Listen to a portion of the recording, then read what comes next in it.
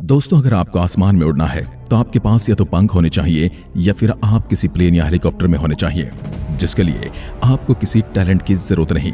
बस टिकट खरीदिए और हवाई सफर कर लीजिए। पर अगर हम अंतरिक्ष की बात करें तो वहाँ पर जाने के लिए कड़ी मेहनत, लगन और निरंतरता की आवश्यकता पड़ती है। आज की इस वीडियो में हम उस महिला की बात करेंगे जिसने अपने हुनर और हौसले से पूरी दुनिया में भारत का नाम रोशन कर दिया। दोस्तों, हम बात कर रहे हैं स्पेस में जाने वाली पहली भारतीय महिला की, जिसका नाम है कल्पना चावला। कल्पना चावला का सपना था कि वो इतनी लंबी उड़ान भरे कि आसमान भी छोटा पड़ जाए। कल्पना चावला की कहानी आज लाखों लोगों के लिए प्रेरणा बन चुकी है। कल्पना चावला का जन्म 17 मार्च सन 1962 को हरियाणा के करनाल में हुआ था। कल्पना चावला के पिता का नाम बनारसी लाल चावला है और उनकी मां का नाम संज्योति चावला है। कल्पना चावला अपने 4 भाई बहनों में सबसे छोटी थी। कल्पना चावला ने अपनी प्राथमिक शिक्षा टैगोर बाल निकेतन स्कूल से पूरी की थी, जिसके बाद साल 1976 में कल्पना ने इंजीनियरिंग कॉलेज से एरोनॉटिकल इंजीनियरिंग में बैचलर की डिग्री प्राप्त की और उस समय एरोनॉटिकल इंजीनियरिंग करने वाली वो अकेली महिला थी। जिसके बाद कल्पना चावला ने सन 1982 में यूनिवर्सिटी ऑफ टेक्सास अमेरिका से एरोस्पेस इंजीनियरिंग में मास्टर की डिग्री हासिल की और मास्टर डिग्री करते समय ही कल्पना चावला की मुलाकात जीन पियर हैरिसन से हुई और साल 1983 में ही कल्पना ने जीन पियर से शादी कर ली। जिसके बाद साल 1988 में यूनिवर्सिटी ऑफ कोलोराडो बोल्डर से कल्पना ने एरोस्पेस इंजीनियरिंग में पीएचडी की और इसी साल कल्पना ने नासा के साथ काम करना शुरू कर दिया। सन 1991 में कल्पना चावला को अमेरिका की नागरिकता भी मिल गई और इसके बाद दिसंबर 1994 में कल्पना चावला को अंतरिक्ष यात्री के 15वें समूह में शामिल कर लिया गया। कल्पना की काबिलियत को देखते हुए नासा ने उन्हें सन 1996 में अपने पहले स्पेस मिशन के लिए चुन लिया। कल्पना चावला को नासा के इस मिशन में विशेषज्ञ और प्राइम रोबोटिक आर्म ऑपरेटर के रूप में नियुक्त किया गया था। नासा के स्पेस मिशन ने 19 नवंबर सन 1997 को उड़ान भरी। कोलंबिया स्पेस शटल ने अमेरिका के कैनेडी स्पेस सेंटर से ये उड़ान भरी थी और इस मिशन में कल्पना चावला सहित 6 क्रू मेंबर्स सवार थे। इस मिशन का नाम था STS-87।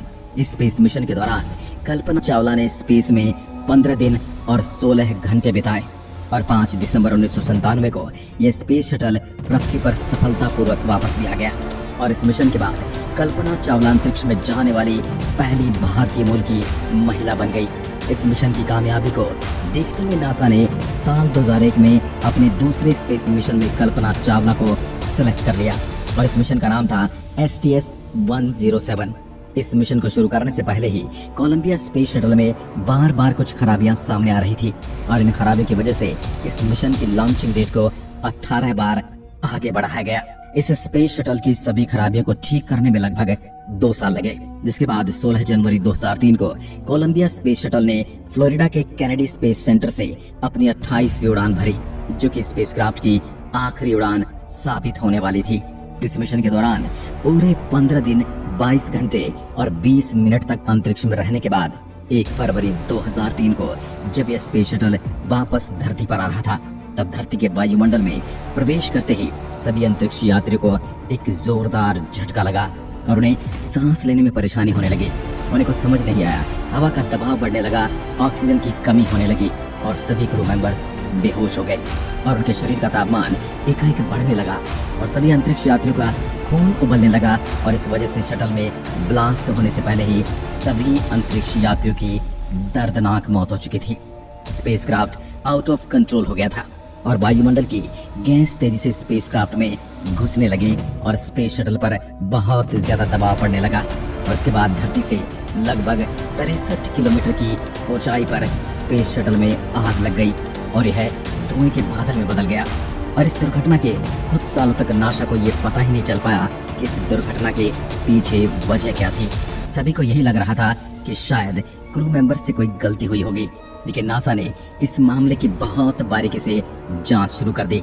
उसके बाद जो बात सामने आई उसने सबको हैरान कर दिया। नासा की जांच में यह पता चला कि इस हादसे की वजह इंसुलेशन फोम था। इस इंसुलेशन फोम को समझने के लिए हम स्पेस शटल में इस्तेमाल होने वाली कुछ चीजों को समझते हैं, जिससे हमें समझ में आएगा कि इंसुलेशन फोम क्या है। जिस स्पेस शटल में अंतरिक्ष यात्री यात्रा करते हैं उसे स्पेस में पहुंचने के लिए रॉकेट का इस्तेमाल किया जाता है और इन रॉकेट को भी धरती से बाहर ले जाने के लिए बहुत सारे फ्यूल की जरूरत होती है। अब हम इस फ्यूल के बारे में जानते हैं। ये फ्यूल दो तरह के होते हैं, एक होता है लिक्विड फ्यूल और एक होता है हार्ड फ्यूल यानी कि सॉलिड फ्यूल। लिक्विड फ्यूल में लिक्विड ऑक्सीजन और लिक्विड हाइड्रोजन का उपयोग किया जाता है। ये फ्यूल बहुत ही कम तापमान के साथ लिक्विड फॉर्म में मौजूद होते हैं और फ्यूल के कम तापमान को मेंटेन करने के लिए फ्यूल टैंक को अंदर और बाहर दोनों तरफ से इंसुलेशन फोम से कवर किया जाता है ताकि बाहरी तापमान से फ्यूल का तापमान बिगड़ न जाए। और इसके अलावा भी रॉकेट के बाहर एक बायोपेड्रीम की एक्स्ट्रा लेयर का इस्तेमाल किया जाता है और यहीं पर स्पेस शटल को अटैच किया जाता है। स्पेस शटल रॉकेट टैंक से अटैच होता है, इसलिए स्पेस शटल को सबसे ज्यादा खतरा हीट से होता है। इसका तापमान लगभग 3000 डिग्री तक पहुंच जाता है और स्पेस शटल को इस इंटेंस हीट से बचाने के लिए कई प्रकार की कोटिंग लगाई जाती है। इन कोटिंग मटेरियल को छोटी छोटी टाइल्स के रूप में बनाया जाता है और इन्हें स्पेस शटल के ऊपरी हिस्से में लगाया जाता है। इन्हें व्हाइट टाइल्स कहा जाता है।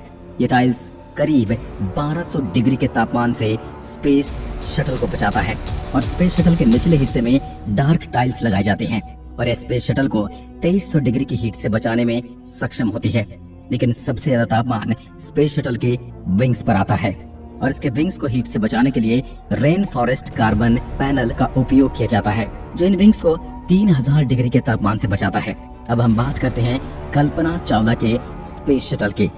तो जब इस स्पेस शटल को लॉन्च किया जा रहा था तब टैंक में लगा इंसुलेशन फोम का एक टुकड़ा निकलकर स्पेस शटल के लेफ्ट विंग में लगे रेन फॉरेस्ट कार्बन पैनल से टकरा जाता है और इसी कारण स्पेस शटल के विंग में 10 इंच का गहरा छेद हो गया और यह छेद धरती पर वापस आते वक्त वायुमंडल के दबाव को झेल नहीं पाया और सारी हीट इसके अंदर चली गई। नासा के मुताबिक दुर्घटना का असली कारण यह इंसुलेशन फोम ही था और इस बात को साबित करने के लिए नासा के विशेषज्ञों ने कोलंबिया स्पेस शटल के विंग्स का एक डुप्लीकेट विंग बनाया और इस इंसुलेशन फोम का टुकड़ा तैयार किया और इस इंसुलेशन फोम के टुकड़े को लगभग 800 किलोमीटर प्रति घंटा की रफ्तार से बार बार विंग्स पर फेंक कर टेस्ट किया और इस बात को पुख्ता किया गया कि इंसुलेशन फोम के टुकड़े के विंग से टकराने से जो नुकसान हुआ यही कारण बना स्पेस शटल में होने वाले ब्लास्ट का। इस हादसे में 10 साल बाद 17 जनवरी साल 2013 को कोलंबिया के प्रोग्राम मैनेजर वेन हेल ने एक ब्लॉग में खुलासा किया था। लॉन्चिंग के दौरान इंसुलेशन फोम के टुकड़े से हुए इस हादसे को नासा की मिशन मैनेजमेंट टीम ने देख लिया था और नासा इस बात को समझ चुका था कि इस मिशन से कोई भी अंतरिक्ष यात्री सुरक्षित वापस धरती पर नहीं लौट सकता और यह बात जानते हुए भी नासा ने अपने क्रू मेंबर से इस बात को छुपाया और उन्हें मरने के लिए छोड़ दिया। लेकिन कुछ लोगों का ये भी कहना है कि नासा का इस बात का अनुमान नहीं लगा पाया था कि स्पेस शटल को इतना ज्यादा नुकसान हुआ था और कुछ साइंटिस्ट का ये कहना है कि यदि इस नुकसान की जानकारी स्पेस शटल में बैठे यात्रियों को मिल भी जाती तब भी कोई कुछ नहीं कर सकता था। और ये भी कहा जाता है कि नासा यह नहीं चाहता था कि मिशन पर गए सभी यात्री यह सुनकर परेशान हो जाएं और अपनी जिंदगी के अंतिम दिनों को यह सोचकर जिए कि हम मरने वाले हैं। इसलिए शायद नासा ने अंतरिक्ष यात्री को ये नहीं बताया।